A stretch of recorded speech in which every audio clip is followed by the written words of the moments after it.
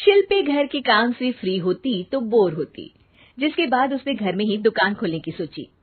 अरे ये इतने सारे कपड़े, अरे बहू क्या करेगी इनका?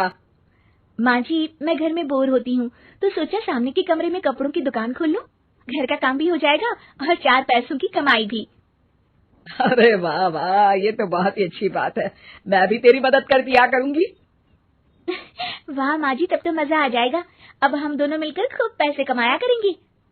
अब क्या था, सास बहू का काम चल पड़ा।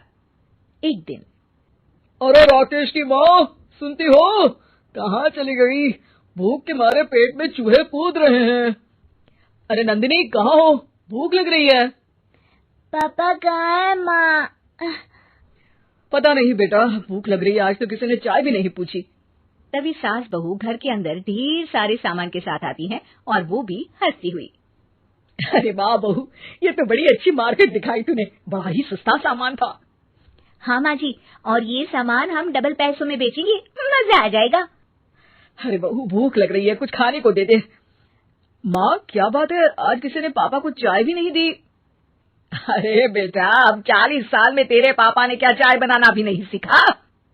अरे बेटा रहने दे अब इस बहस सीखा। अरे बेटा रहने दे अब इस बहस को। तुम लोगों ने वैसे बनाया क्या है? बहू परेशान हो जाती है और सास को अकेले में लेकर जाती है।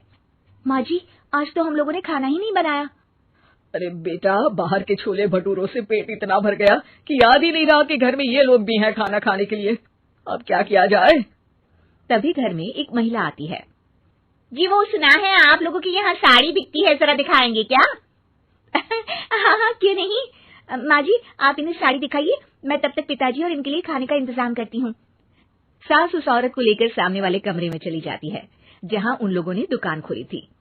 वहीं बहू भी किचन में चली जाती है। अब इतनी जल्दी क्या बनाऊं? पापा जी तो खाने के लिए भी बैठ गए हैं।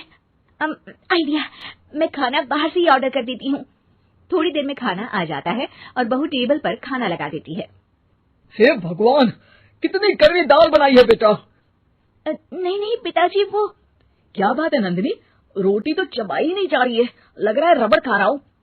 एक तो इतने महंगे होटल से खाना मंगवाया और वो भी इन लोगों को पसंद नहीं आया। तभी सास नोट गिनती हुई बाहर आती है। वाह माँ जी, बड़ी कमाई हुई लगती है। हाँ, मैंने वो 2000 वाली साड़ी 3000 में बेच दी। अरे वाह माँ जी। दोनों सास बहू बहुत खुश हो जाती हैं।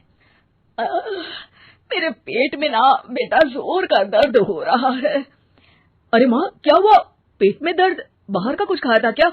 मैदा तो नहीं खा लिया? मैंने छोले भटूरे खाए थे। माँ क्यों खाए? आपको तो पता है कि आपको मैदा सूट नहीं करता। चलिए माँ को डॉक्टर के पास ले जाते हैं। तभी अंदर से पापा की आवाज आती है। हे भगवान, मेरा तो पेट खराब हो गया। सब पिताजी के पास जाते हैं। पिताजी, आपको क्या हुआ? खाना बासी था शायद। अरे पिताजी, नंदिनी जानती है कि बासी खाने से आपकी तबीयत खराब हो जाती है, तो वो ऐसा क्यों देगी, है ना नंदिनी? वो खाना मैंने बाहर से ऑर्डर किया था। मैं और माँ दुकान का सामान लेने गए थे, इसलिए खाना नहीं बना पाए। क्या नंदिनी, दुकान के चक्कर में तुमने तो सारे घर का हाल बिगाड़ रखा है। चलो अब माँ और पापा को लेकर अस्पताल चलते हैं। अस्पताल में जाने पर डॉक्टर कहते हैं, हाँ, इन दोनों को तो एक दिन के लिए एडमिट करना पड़ेगा। क्या? क्यों? पेट ही तो खराब है ना। हाँ तो घर ले जाइए ना, अगर लग रहा है कि कोई बड़ी बात नहीं है और हम सिर्फ पैसा कमाने के लिए इन लोगों को एडमिट कर रहे हैं। नर्स, जरा इन लोगों को बिल तो दे देना। चलिए मैं आप लोगों को पैकेज समझा देती हूँ। जब बहू के हाथ में बिल आता है, हे भगवान, 60,000 रुपए! इतना तो मैंने कमाया भी ना था। अब समझ गई कि कमाई के चक्कर में घर के लोगों की सेहत के साथ मैं खिलवाड़ कर रही थी।